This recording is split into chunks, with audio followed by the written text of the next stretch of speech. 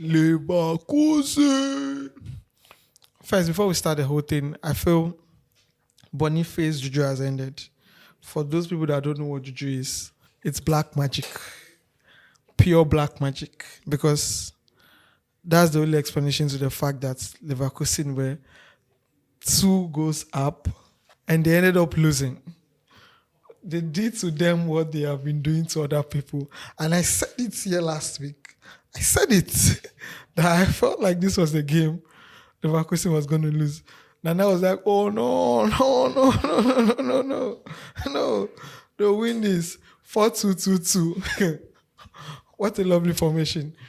But I think it was finally time. It was so obvious they were going to lose. But the way they lost, that was the only issue. Because you do that to people for so long that when they do it to you, I could just imagine how Alonso felt after losing that game. And I think that's one of the reasons why I feel like they're not winning the league this season, because they don't have that element that they had last season. Last season, at 3-2, they would have still equalized and won the game. But just for some reason, this season, it's not working. And they're having too many close games, too many close games. And RB Leipzig winning that game was totally deserved. They were fantastic on that day. Great counter attack. Well, Leipzig was good. They were good. I think we are sort of glad Leverkusen finally lost. And yeah, no more Juju, I guess. Maybe this season it would travel to Madrid as well, because Charlie, this season we want more surprises, like Chelsea winning the league and all that. Yeah. So thank you, Leverkusen. Like you've opened doors, Charlie. Man said they opened doors to Chelsea winning the league. Wake up. Wake up. Yeah, so Leverkusen losing to RB Leipzig 2 years ago would have been a normal thing. But just because, last year Leverkusen was actually very good. And then they went unbeaten. So, it's news. But then the only worrying thing was how they lost the game, because going up 2-0 against Leipzig and then losing the game 3-2 at full time, this is unlike Leverkusen that we have gone to know for the past year. So I feel like, it's normal Leverkusen loses to RB Leipzig 3-2. But then, and I think this is just one of those games that they lose. Not as if they're about losing all their matches. No, it's Leverkusen. They surely bounce back. So next game, come back win. We are going back on track. And then we surely win the league at the end of the year. Lies. He's so diplomatic with his answer. Lies. I don't see them winning the league. But let's move on to the Dortmund game. Dortmund had a goalless draw with Werder Bremen. And Dortmund, I said it also last week that I don't see them winning the league. They don't look like a team that could actually even go all the way. And Nana made reference to the fact that Dortmund was a selling team and they are just looking to sell players. So far this season, well, I'm not surprised because I expect that from Dortmund. I don't expect them to do very well. So hopefully they bounce back. But to me, I don't see them doing anything. Dortmund was all right. I mean, regardless of the fact that they didn't win the match, it was still a 0-0 draw with a red card. So I'm not supporting them so much. I still think they can challenge for the title because I don't really trust in company. But all the same, still Dortmund is Dortmund. They will probably bottle it at the end of the season. So, yeah. Dortmund has nothing to bottle. They don't even have the league in the first place to actually bottle it. They are nowhere near the league title this season. See, the game was actually, I wouldn't say it was boring, but at some point it was actually very boring. Because, and then later on they had a red card, so you won't go too hard on Dortmund. But then I feel like this is just the Dortmund. This is just reality for Dortmund. Because if you look at the starting lineup of Dortmund for the day, you see quite a few new faces in there. People are trying to blend into the team. The team of last season were more of lone players from other teams that were actually thriving in the team. You look at Sancho, Ian Matson, and all, they are back to their clubs. And then you see the new faces struggling to actually fit in the system for this season. So I feel like this is how it will go up until probably the middle of the season that they can actually pick. So the title they are nowhere near the title, but then they can actually fight for a top 4 place or something here. Yeah, that's true. I also believe the top 4 spots is there for Bayern's taking. But we have some other players, like some other clubs like RB Leipzig, they're in around that area. So it will actually be a very tough league in the German league this season. I believe so. I still feel like Leipzig is just that side chick club. that side chick club. They just come to entertain, you know. But yeah, I mean, never say never, right? Yeah, never say never. So let's move on to the Bayern game. Bayern won 2-0 against Freiburg. And again, I remember saying it was going to be a draw match. And David promised us lunch if it was. Do you remember? You don't remember? I didn't promise you lunch, say Bayern, if Bayern would draw. No, I said Bayern would win. Exactly. I was like, if Bayern actually draws, I'll buy lunch for you. They didn't draw, so why am I buying lunch for you? Exactly. So you're not buying. We agree to the fact you're not buying. We're just stating the fact. You guys will have to pay something in return. You didn't say anything about we paying anything. You guys said off air. You said Please, there's no evidence. So there's no evidence to that. So we didn't say anything. So Bayern won 2-0, and it was one of those games. They were probably dominant, and Muller had scored one of, I believe it was a game in which he became the most capped Bayern player, and he topped that with a goal, which was quite impressive for him. I'm very happy for him, happy for his longevity, right? And it's good. Yeah, for a player of that status or that caliber as Thomas Müller, I think he deserves whatever he's getting at this point in time, because he has done it all, he has seen it all, both at national team level, club level, and all. He has won everything there is to win in football, aside individual trophies that he's actually not really won a lot. But as a team, he has won whatever he has to win. And then I think he deserved this goal, he deserved this appearance. And then Harry Kane too, yeah, kudos. Trusting Harry Kane to bang in the goals any game, anytime. But one problem that people have had with Harry Kane is he's scoring goals when it's not necessary. Because you see in games that are necessary, you score hat-trick, 4 goals and all. But when the team actually needs him to score the goals, that's when he actually goes. So I'm sure they'll actually top this performance into their next match and all those stuff. But I still stand with Leverkusen winning the league this season. Yeah, but what I don't get with what Nana said is scoring goals when they are not necessary. When are goals not necessary? So with Harry Kane, the team can actually be winning the game by 3-0. Then he scores 2 more goals, 5-0.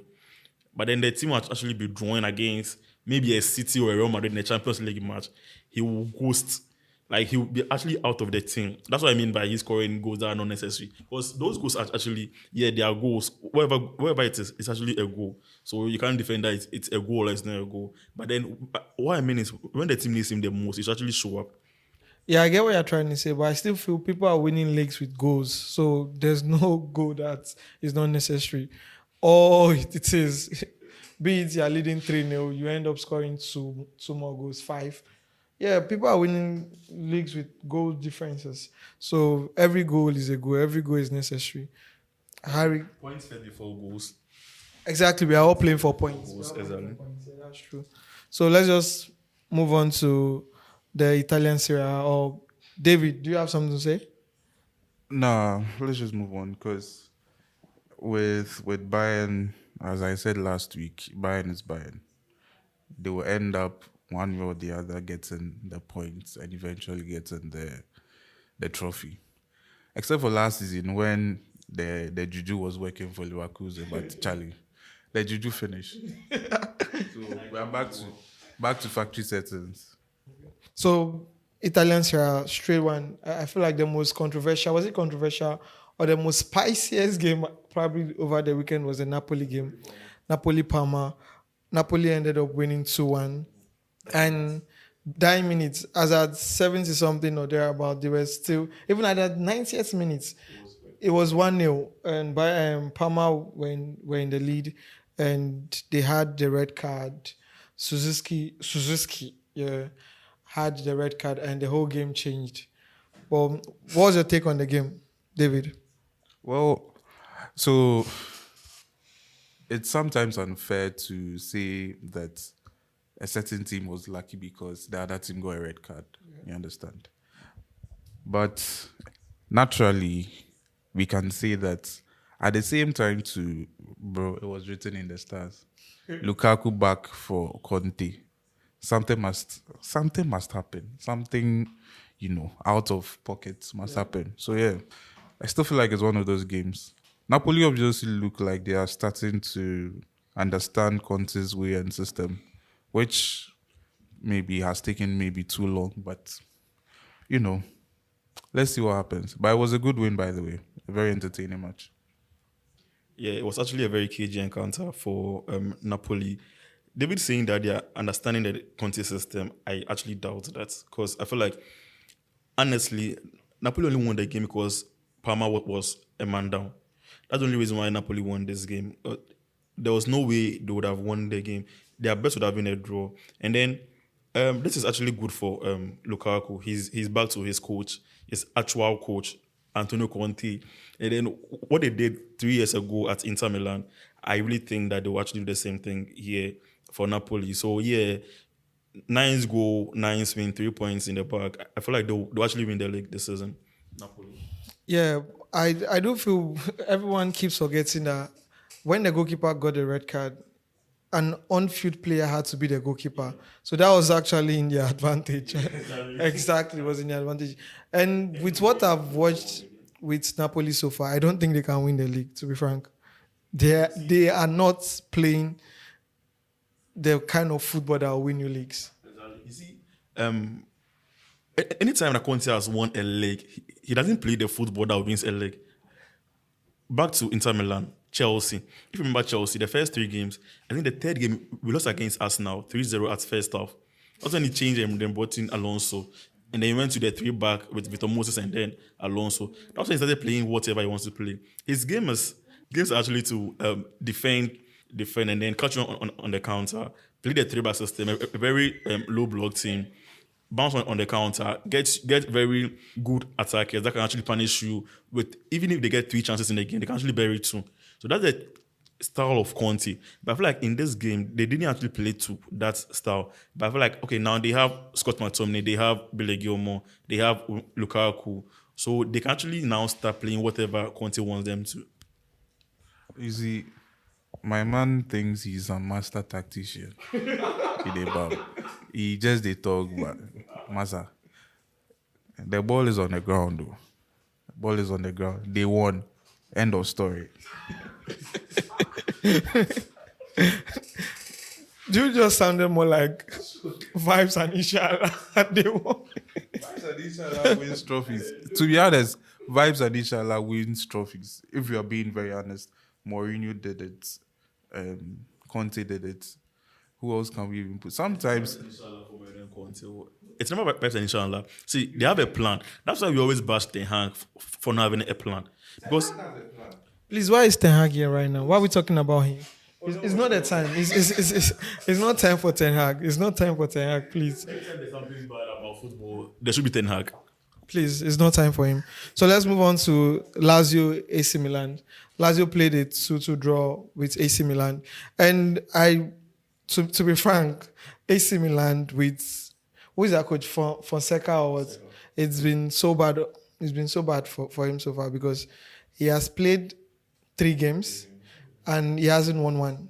I think he drew 2 and he lost 1. So it's been so bad for him. And AC Milan are actually not playing the best of football. They are struggling to even win points. They are relying on scoring 9-minute goals. They are relying on brilliance of Rafael Leao and probably movement of Pulisic and things like that. But it's not the AC Milan that won the league not too long ago. And right now they are just playing on vibes and what. Inshallah.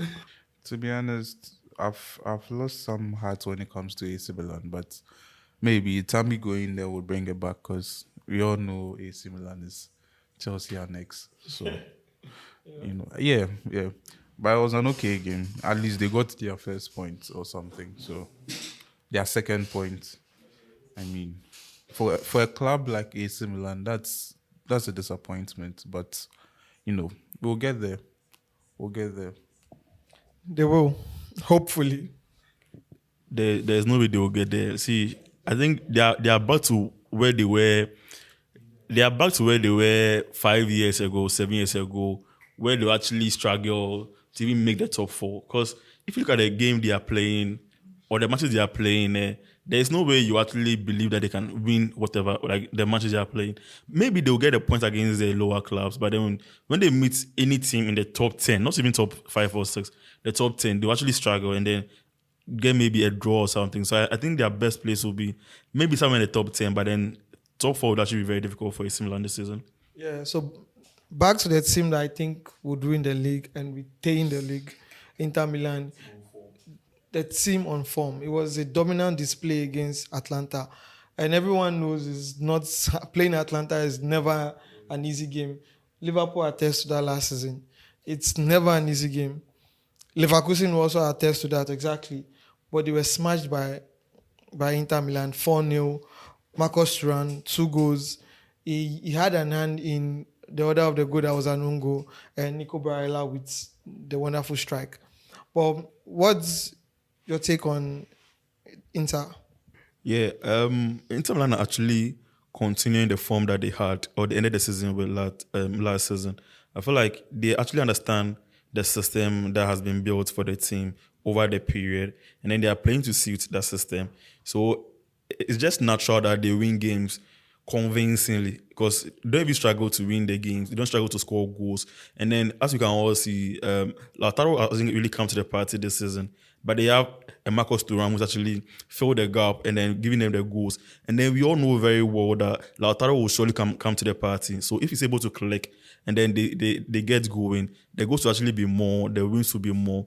In as much as I want Napoli to win the league, I feel like Inter will actually give them a run for their money. Well, with Inter, I think Inzaghi has done a very good job since his first season, and it's really gone unnoticed. To be honest, it's really gone unnoticed because a lot of people, myself inclusive, I wasn't convinced of him coming to Inter, but he has proven us wrong, and I think he'll keep proving us wrong, which is good for me because first and foremost, I said it last week, I'm in for the entertainment. The more chaos in the leagues, the more happy I am. So next week, if they lose, you find me to be the happiest person.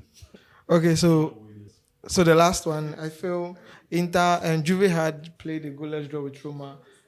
I made reference to Dybala in the Inter game, and I felt like he was someone that could actually push the game towards the favorable condition in terms of Roma winning the game. But it ended as a stalemate. And Juve probably had a better of chances. They played very well. But it was one of those games. Sometimes you can't win, or sometimes you have to win, or you can't win all right. And we all know how Thiago Motta has actually improved Juve over the past few weeks and all. But this was one game that ended goalless, and it will favor Roma more than Juve because Juve want to build on winning their games, and also playing home was something they expected to win. But yeah, so a quick one on the Juve Roma. Yeah, I feel like this is just one of those games that they draw. It's not as if like this is their standard for drawing against AC Milan. AS Roma was actually struggling to even score goals and then win matches. So this is just a one-off kind of game. I'm sure they'll bounce back in their next match and then they'll just bounce back and then be winning their matches.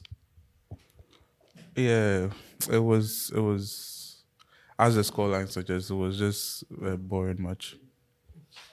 It was to be honest, it was. But yeah, beginning of the season, let's see what happens next. Okay. So cool. So right now let's move straight to the French league. We have just two games. We just analyzed two games in the French league: the PSG game and Marcel. Straight up to the Marcel 3-1. Mason Greenwood.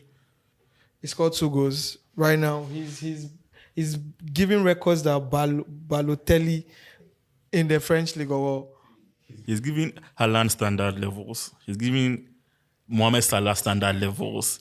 See, whoever lied to you that Greenwood is a bad player, actually, I don't know. See, I'm seeing Greenwood in Chelsea in 2-3 years to come because ain't no way Greenwood is not in the EPL because a player of such quality, an English player of such quality should be back in the EPL and in a top club like Chelsea. See, I think everyone actually knows the strengths of Greenwood. I'm not sure anyone has actually disputed that fact that he's a good player up until he had the whole saga with his girlfriend and all those stuff. So I think we all understand that, okay, he's a very good player and then he will surely get back to the peak where we all expect him to get to. yeah, and we can't also take the fact that De Zerbi is doing a wonderful job. De Zerbi, David hates him, but he is one of the best coaches presently. And no, he's one of the best. No, I feel like he's not there yet. He's a very good coach. He will be a very good coach, but he's so upgrading because he's just like 3-4 years experience from Donetsk to Brighton, now Marseille. I think he's just gradually he will get there, but he's not a top coach at the moment. But right now, I do feel he's one of the best coaches because every single club he has been to right now, he does leave an impact. Like you realize that De Zerbi is in this team with the way they play. You get, and that I feel that's one of the attributes of good coaches. Yes, so he does that very well. He did that in Italy. Where was he? Torino or one of the teams I can't remember right now. And he did that in Brighton too. And he's actually doing something similar in Marseille. Given the resources he has, even though he has very good players around, he's still getting the best from those players, which is attributes of a very good coach. Yeah, he's not my arch nemesis, but yeah, he is a good coach. As Nana said, he's not there yet, but he's well on his way. I know he wouldn't be there yet when it comes to you. I wish he wouldn't. He would never be there, to be honest. But let's call a spade a spade. He has his own ideas and he's able to implement it. And the players he's been managing so far, or he's managed so far, are able to translate what he believes or what he sees football to be, which is great because that's what we want in any coach. You understand? But yeah, it was a good win for Marseille, and I can't say I'm all that happy, but I'm very happy for Greenwood because I believe he's a massive talent. Like Nana said, in the next 2 years, we'll probably see him at Chelsea or maybe even next year because United don't value good talent, and we'll come to United eventually. Yeah, we will. Let's do a quick one. Leon Strasberg was actually a very wonderful game. I had no plans on talking about it, but I just saw I just remember the results. I'm like, we have to talk about it. 4-3, it was a cracker. At a certain point, there was no way Leon was actually going to even get a draw from the game. And before you know, they are winning. And they had Gifts Orban scoring some, I don't know, magical goals or something because no one expected him to make that impact like he did, coming up from the bench and scoring 2 goals and giving Lyon the full win. And Lyon have absolutely not been great this season, but this is their first win. And I feel like sometimes you just have to win the hard way or the difficult way just to propel your season and get your season going. And I think that was what happened. And Lacazette was quite instrumental in the game too. Yeah, I quite enjoyed that match because, like I said, entertainment. That's what we're here for. A 4-3 game is always an entertaining match. And the way they won it was just so great because you were 2 goals down and then you're able to equalize and then get the win. That's just a great story every time. Okay, yeah. So for Leon, yeah, they won the game. Even though I didn't want them to win because of Andre Santos, my Chelsea affiliate. So I actually wanted to actually win the game. But then, yeah, Leon, very, very good in the diamonds of the game. That's how come Gift Orban got his 2 goals and then they won the game. But, yeah, as you said, Leon hasn't been that great this season. I think this is just one of those games that they implement their plan very well and then they win. But then I actually want to see more of Leon this season, and then they get better results week in, week out. Okay, so last one, PSG Lille. PSG won 3-1 against Lille. And it's been, and how many games they've gone so far, not losing an away game. I didn't realize that was the game against Lille. It's been a while they lost an away game in the French league. And this was a comfortable win, 3-1. Barcola was just spectacular on that day. I don't know. I kind of believe he probably has more impacts right now than Kylian did at a certain point in France. No, in PSG team, because Kylian like they are all disagreeing against me. There's no way this kind of impact Barcola is having will even match up to Kylian Mbappe's influence or impact at PSG at any point of his career. Because Barcola is very great. Honestly, I feel like he's a very great player. He's actually imposed himself on the PSG team, that he's the star player. He's the one to lead them to the new face of the team. But then the dynasty of Kylian Mbappé, forget. I'm not sure they'll get any player in this generation that will give them that kind of numbers, that kind of influence, that kind of impact, both footballing wise, commercial wise, financial, anything. I'm not sure this guy is there yet to even be compared with Kylian Mbappé at any point in his career. Well, Nana, master tactician. You see, he said it all. I don't think Barcola is there yet or might be there. Because, he has a big potential. And to be honest, if Chelsea chased you, I think a year ago, then it means you're a big talent. What are you saying? Chelsea chased everything. They chased me last week, sir, in my dreams. We chase everything. Just play football. Just kick a ball. We'll chase you. Chelsea. Easy. Coming from a Man U fan, that's actually very funny. It's okay. Let's not talk about anything United related right now. Let's go back to Barcola. I literally feel I disagree with the whole Kylian thing, because to me, Kylian came to PSG at a time where they also had equally very good players around him. They had Cavani. Mm-hmm. He came there and a certain Neymar joined him there. He came there and at a certain point, Messi came in. I'm listing the players he had. And at every single time, he has always had players around, good players around him. And we all knew the goal they wanted, which was not winning the league, which I believe Barcola will win with them. It is winning the Champions League. And the fact that they never accomplished that with him in that team, if for some wonderful reason Barcola wins the Champions League, PSG wins the Champions League with Barcola in that team, and being as impactful as he is right now, he has more, how will I put it? He has done more for PSG. He has more impact than Kylian ever did. Take away the 500 goals, the 400 goals, or whatever goals Kylian has scored for PSG. You see, this argument of yours is quite similar to a case where someone is saying because Pulisic won the Champions League with Chelsea, he's better than Hazard. It's exactly what you are saying. No, come on. What Hazard was to Chelsea is similar to what Mbappé was to PSG. Which is? Yeah, to be honest, because because at a point in time, right?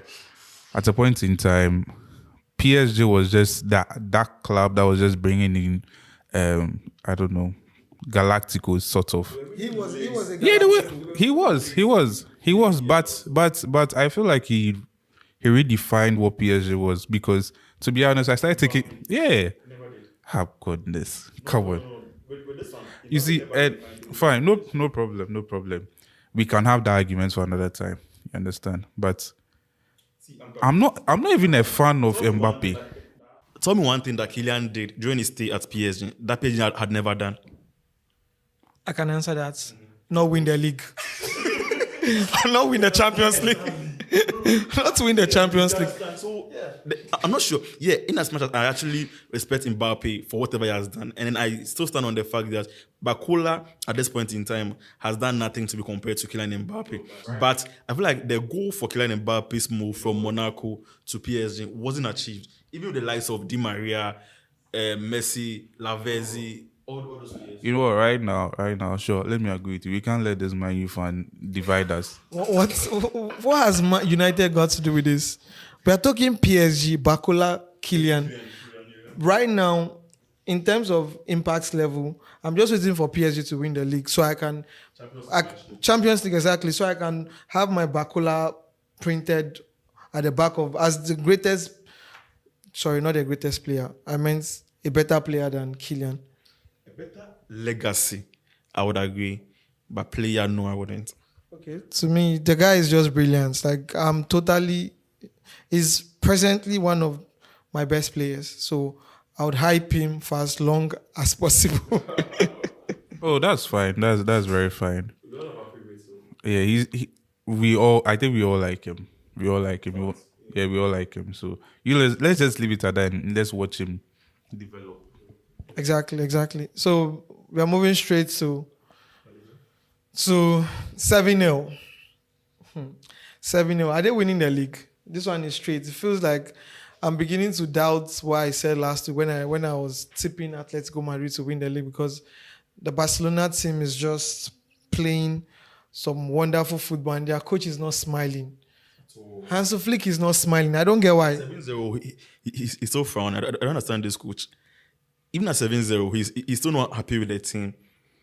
And then, you see, as we said last week, we think that Barcelona will win this league. Not because, don't consider whatever Real Madrid is doing over there, buying Kylian Mbappé, Vinicius, showing the cameras that they are actually in a very good term and all those stuff. See, when it comes to Barcelona, they've actually assembled a very great team with a teamwork and a purpose. So, from the defense to attack, you can see a very good play, very, very smooth.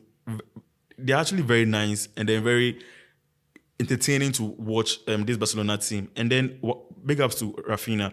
This is a player that was actually touted to be sold, I think, somewhere last transfer window and all, but then he has stepped up and then he's actually getting the numbers for Barcelona.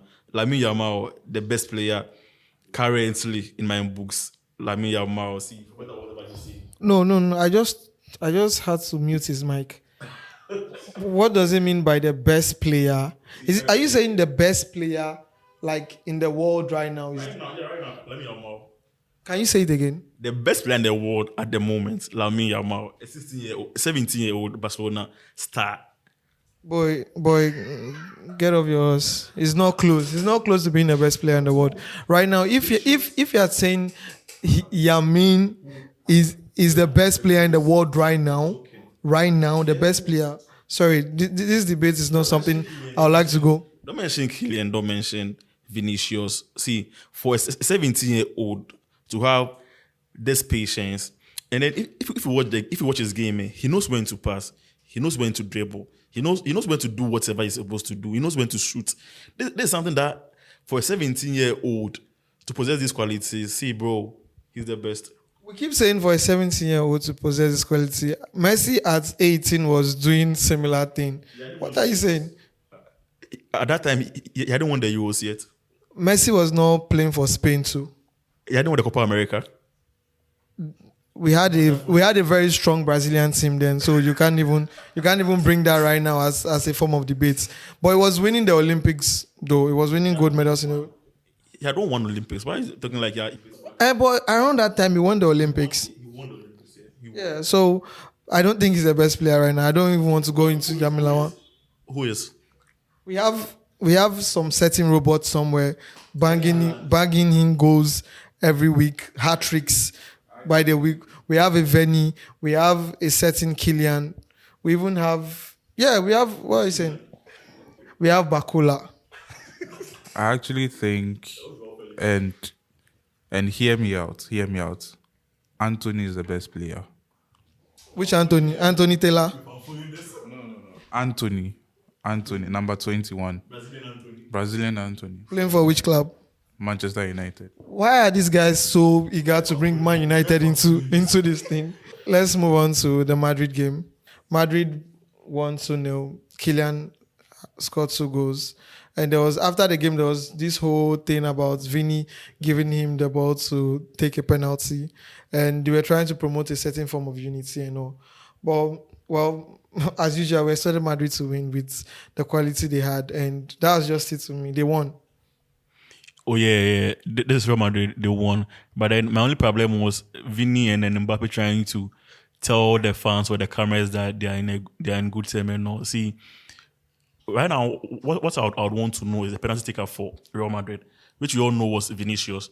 But now that there's there's Mbappe, I don't know if it has changed or it's still Vini. But if it's Vini, I don't think it was necessary giving Mbappe the penalty, because it's not as if Mbappe had not scored a goal yet, and he needed that goal for his confidence, or he's chasing the golden boot or something. I didn't see the need for that. If they want to show us that they're actually very good and all, they should show that in their play. Because if you check the play of Real Madrid on the day, there was nothing that showed that they were good with their combination plays and all. But then giving someone the penalty to play doesn't mean that you guys are in good terms. So they can do better than whatever they did.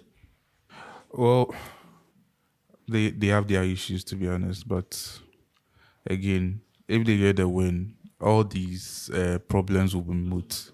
It doesn't matter. Nana can analyze it all he wants. You understand? But it doesn't matter. They won 2-0. End of story. Master tactician.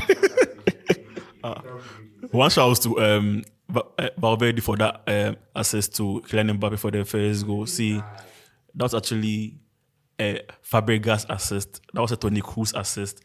That was a Luka Modric kind of assist. That was a world-class assist. Master tactician. Yeah, he's calling players. You see, with Valverde, right? He comes off as that player that you need when you're going to war. Yeah. You understand? He's that kind of player. But to see him do that is like, oh man, like this guy has another set of qualities he's just keeping at bay. I'm just wondering what else he could be doing this season, because that guy's a really complete player, you know. He has great finishing, to be honest. He has great shot power. He can shoot from range, and then it will be so damn accurate. Yeah, Valverde is a guy. To be honest, they should just give him the Ballon d'Or. Bro, Ballon d'Or. Valverde for Ballon d'Or. Let's print that t-shirt. There's no chance for Valverde for this Ballon d'Or, bro. There's no chance for Valverde for this Ballon d'Or. Maybe in some years to come, but then for this year he's out, bro. So let's go to the Atletico Madrid game. They won 1-0, a 9 minutes goal, and it was a hard one for Atletico Club. Yeah, Atletico Bilbao, because I felt like they didn't deserve to lose the game. They scored this goal that was actually ruled as offside. Nico Williams thought he had won the game, or he had scored a goal from an assist from his brother Iñaki, and just to lose the game at that point. And the funny thing is, it could have ended 2-0 because Solot had another counter after that, and he missed that. But what's your take on the Atletico Madrid game? Well, I did say they would win. Yes, you did. We all know you did. Yeah, and they won. So end of story. End of story. Yeah. So the most important thing is that they won the game. They won their 3 points. But as you said earlier, they didn't deserve to win this game. I think Bilbao didn't deserve to lose the game. Yeah. It's not about Madrid actually. So they didn't deserve to lose. What did you say? Echoes of a loser. That's a fact. They won the game, but then Bilbao never didn't deserve to lose this game. But this is good for Madrid. Yeah, of course, he will do his things, but what do you mean by deserve to lose? Of course, they deserve to lose. I think it was a hard one on Atletico Bilbao because they did actually play very well. So I get what Nana is saying. They didn't deserve to lose the game, but David is all out. On them, I deserve 2 Prados right now. I get them. Let's move on. Maybe after the podcast, who knows? Someone might get you. So let's move on to the biggest league in the world. The biggest league in the world.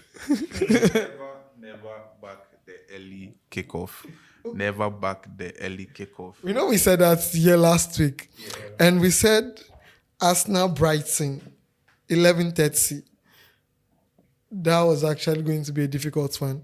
It's one of those games that before you realize you're drawing or you're losing. And what happened to Declan Rice? See, I feel like that red card was needless. It was actually very needless because even before whatever he did, he actually kicked the ball first and then went into the player and all. See, for a player of his caliber, why Declan Rice? See, he caused Arsenal this game because there was no way Brighton would have equalized. Because even the goal that Brighton scored, and if Rice was in the game at that point in time, that pass wouldn't have gone through. Because that's a place where Rice operates. So that pass wouldn't have gone through to actually get into the pool. But then they got the equalizer and they could have actually won the match. Yeah, after the red card, they could have won the match and all. And then, as I said last week, João Pedro, see, he's met United. He has shown his class. He met us now. He showed whatever he's made of. I feel like he's a guy for the season. So he's not better than Lamine? He's far below, bro. Okay. You see, as I said, never back the early kickoff, right? Now, coming into the match, it seemed Arsenal was going to prove us wrong in the beginning, right? And they were doing so until the red card, which was quite silly from Declan Rice. But, I mean, what do you expect? You understand? Anyways, it was quite disappointing for I think most Arsenal fans. And personally, it was disappointing for me because it sort of lost its edge as a match after that. To be honest, if he had just maintained his cool and, it was very needless. It was very needless. That red card was very needless, and he has himself to blame. No matter what their coach or whoever says that it's an unmerited red card, he has himself to blame. For Christ's sake, you were captain of your former team. You have to have a cool head at all times, and then read the game, and then see when you are being baited into certain things. You understand? Yeah, but I also feel like the inconsistency in the EPL is a lot, and you get booked for this issue today, and tomorrow you are not. So I get why Arteta was pissed and was trying to lay his point, but it is what it is, right? It is what it is. Yeah. So straight up, we're not going to talk about the other games, but we just have to read out the scoreline. And one game I feel like we have to highlight is the Everton Bournemouth. And Everton, I said it here last week, they are going. They are absolutely going. There's no saving Everton this time around. Absolutely not. Do you please Leicester at the Championship next season? You sure it's Leicester? I actually think it might be Ipswich. Yeah. Everton. Anyways, let's see what will go on, because I still believe in Sean Dyche. You believe in? Okay. See, there's no way you told me Everton will be up 2-0 after the 85th minute against Bournemouth. No disrespect to Bournemouth, but 2-0. You're home. See, you're home 2-0, 85th minute, and then you lose the game by 3-2 by 90+6. Who does that? Apparently Everton. Man, you too sometimes, but let's talk about Everton. You see, the thing is, it's quite shocking knowing Sean Dyche's pedigree and for defense, and leading at that point and then losing it is just so unlike him. I don't know, there's a lot going on wrong with that club, but anyways, I don't wish them the best. But then again, it's also sad to see, because I think Broya is heading there too. So yeah, generally it's sad to see, but again, I don't wish them the best. I was really happy when they lost. Really, really happy. Yeah, and Aston Villa won against Leicester City 2-1. Ipswich had a 1-1 draw with Fulham. The Andres Pereira Fulham, the Calvin Bassey Fulham Nana was talking about last week. And I told him here that master tactician. Master tactician. This was last week. FPO. 2. The Andres Pereira. Nana was so into Fulham last week. Ipswich, for crying out loud. It's not like they're meeting at Brentford. They're meeting at Ipswich. And then, see, If you're being honest, Ipswich this season, since they came, all their matches, right? All the matches they've played wasn't exactly bad. They had just been badly matched up. Because your first match, you're playing Liverpool. Your second match, you're playing City. Let's be honest. They actually tried to even get a goal against City. Against Liverpool, too, they didn't even look like they were first timers. They were just bested by Liverpool's experience. So, yeah, third time, they show that, okay, we can actually belong here. Let's just see if they can repeat it. see, the reason why I was actually into the Fulham team was because they have played for a while, at least 2-3 years. Because you have you have Bassi, you have Pereira of United in the midfield. They have Tete, and then so I felt like they have Amos Smith was in the game here. So I felt like they had this place, and it shouldn't have been a match for them. But then it's football, so anything happens. So my question right now is, how do you stop a robot? This robot there, because right now this robot, it gets on AI. This robot, it's self-learning. To be honest, if you watch the game, if anyone watched the game, you'd see that Haaland wasn't just some goal-scoring machine. He was actually improving in other areas, which was scary for me because I was like, nah, if this guy is doing this thing now, then we all have trouble because Charlie, he's not just waiting for a shot or waiting for a goal. He's doing other things. And it's just like, brother, calm down. You're already doing so well for yourself. But yeah, he's my guy. And you don't stop robots like him with AI and all that, Charlie. We'll just have to give up at a point. Or I don't know. Haaland. That's all. Yeah, so this game was, I think we all knew that City would win the game. We all knew that City would win the game. But it's just about Haaland. Yeah, we did. But it's just about Haaland. West Ham will win the... Not win per se, but like, yeah, pull a surprise. And in the game, right, they were close a lot of times, which was actually quite disheartening, especially with Kudu's chance and hitting the bar and all that. Yeah, but all the same, champions are champions. Haaland is Haaland. The same scoreline last season, the last day of the season. I think the same scoreline.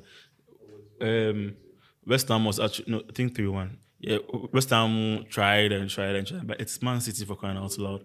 And then they have a Haaland. I thought you have 7 goals in 3 matches, 2 hat-tricks. See, that's crazy. That's wild. Already. I'd like to hear the chance again. Haaland. So let's move on to the Sunday matches. We had Chelsea against Crystal Palace, and it ended in a draw. After the 6-2, I remember these 2 Chelsea guys here. After the game against Wolves, they were bragging and they felt like, no. David was skeptical. He said it's Chelsea. You could actually get smashed by Crystal Palace. But Nana said no. They are back. They are smashing Crystal Palace. And all of a sudden, he ended 1-1 with that wonderful masterclass goal from Eze. That was a defensive error by Chelsea. Because where was the DM at that point in time? Master tactician. Where was the DM at that point in time? Because how do you give Eze, who's the best player of Crystal Palace, that chance to take that shot? And then you see Enzo and Caicedo, I don't know if they're roaming about, whatever they want to do on their pitch. See, these two players, but in the game, Chelsea had a very good first half. Yeah, we had a very, very good first half. But second half, I think they forgot how to play football. And then we had Joao Felix coming in for Pedro Neto. His first two touches were brilliant. See, he took one, I think, 3 players or so. Then after that, he lost. Jackson, see, you had to go in the first half. See, the second half, a nice pass from Mudryk of all people. Mudryk of all people, he gives you a very nice pass. What do? Bury the ball. I don't know what he was trying to do, trying to dribble, or then in the last point, he was confused. He had to take the shot just straight at the keeper. And then, see, this draw was needless. This draw was at Stamford Bridge, whilst we have unveiled the next GOAT, Jadon Sancho. Did you just call Jadon a goat? The next GOAT. Like goats, like I don't get. The greatest of all time to be. I'm missing your mic. Yeah, well, I mean, Chelsea was Chelsea. Chelsea was Chelsea, to be honest. It was a disappointing draw, but I mean, something I predicted. I can't really say so much about it. Yeah, but drawing against Crystal Palace at this point in the season is inexcusable, actually, especially of playing so well against Wolves. It's really inexcusable. But all the same, I'm just glad we didn't lose, actually, because we were close to losing. We were just... Yeah, no, not... I wouldn't say we had to lose, because here's the case where other people are doing way less for wins. We're so lucky. We're so lucky for this draw. We're very lucky. So let's move on to the Newcastle Spurs game. Newcastle won 2-1. And we had this player. We said it here last week. I'm like, Nana said Spurs was going to win. He categorically said it. And I also felt like the Spurs were playing very well. They had the potential of winning. But I also emphasize on the fact that we have a certain Jacob. That boy. That guy is so underrated. And I feel like he had an impact because he was the reason why Newcastle won. So I'll start with David. David, your take on the game? Yeah, one of the footballers I hate did so well, Jacob Murphy. Wow. Oh yeah, I hate him. For what reason? I hate him so much. He just has that thing that sort of works against Chelsea all the time. Because anytime Jacob Murphy comes on, it's like, man, something's going to happen. If you're in the opposition team, you're like, nah, this guy, he can always come off any way, anyhow, and then you're just seeing stars.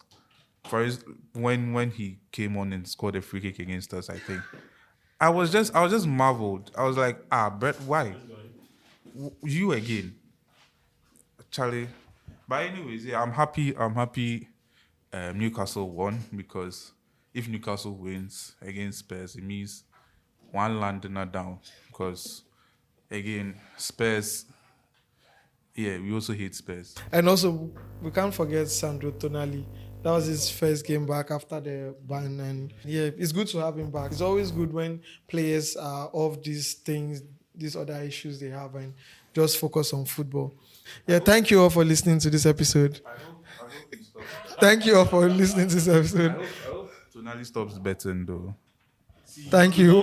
Bye-bye. There's a Ten Hag. And then and it's not. Bro, we don't do that here. Oh, bye-bye. That's all for this week. Yeah, we ended the podcast with United versus Liverpool. A disgraceful performance by Manchester United, as always, against the big boys. See, Ten Hag, back to Chelsea. Sacked in the morning. Like, see, to Chelsea, with the game against Crystal Palace, the first half, you could see a system of play. The game against Wolves, you could see a system of play. The game against Manchester City, you could see a system of play. Now, you have a Ten Hag who has Mazraoui, who, in my book, is actually a very good defender, no doubt. You have Delete, Martinez, Dalot, and all. You have your players that you renew their contracts, players that you actually signed into the team. And then you still come against Liverpool, or even draw against Liverpool in your home. This is a place where Liverpool struggled to win matches some years back. Then now, it's like it's easy for them. They score you 5-0, they score you 3-0. Your best is a 0-0 or a 1-1. Then you are happy because you drew against Liverpool in your home. See, this game, Last week, I spoke about Rashford. That guy should be shipped out to Saudi. He has no use in this Manchester United team. And then you have a Ten Hag. You have a Ten Hag who actually gave Sancho to us on loan and kept Rashford. Thank you for Sancho. There is a certain Casemiro. Everyone keeps forgetting about him. Casemiro was. I'm not going to talk about this game, to be frank. You see, me right now, I would try to say less. No, I no, come scratch that. I would say more. When I spoke here, telling you guys that Casemiro is just good or has that legacy because of a good system, everyone wanted to chew my head off. Now you did see him. That's see not him. it. That's not it. No, but you know what? Eventually, you all will come to realize it. And I'll just wait and then have a tea and wait for you guys to come to the same conclusion. But in any case, right, I think United managed well. They actually did well, in my opinion, because, to be honest and to be frank, they tried. Leaving or playing against Liverpool to just lose by 3-0. They tried. They did well. To be honest, they did Did you well. say to just lose by 3-0? But I do believe something was missing because it wasn't fully bad because in segments United had some chances and also it was just poor play by some certain players, but we attribute it to the team. And I could question Ten Hag's tactics, starting Garnacho ahead of Ahmad or starting Rashford ahead of Garnacho, because I felt like if you want to play Garnacho, why not play Garnacho at the left hand, put Rashford on the bench, then play Ahmad. You get? And I also emphasized here that he was trying to push a Toby because he felt like he had more legs. And he brought the young lad in the second half, and we all could see his impacts. Casemiro, categorically, I'm saying it right now, Casemiro is done. He's done. He's finished. He's a finished player. Are you sure? Please give him another chance. Where? In Saudi. No, in United. Maybe as a ball boy or something. But he's Yes, done. United. He's not playing again. What are you saying? He's not playing again. Another Hag. He's not playing again. Because of Ugarte. Nah, we'll play Toby ahead of him. Watch. He's done. And We need to see. but yeah, I still believe in United. Glory, glory, Man United. We are winning this league. This is just what's the right word? There's no word for this. We just stumbled a little. We are going to stand up and Are you about? It's just the tip of the iceberg. what do you mean by just the tip of the iceberg? Are you about? So thank you all for listening to this episode. Bye from my end. And glory, glory, Man United. Bruce the color. Forever United. Forever United.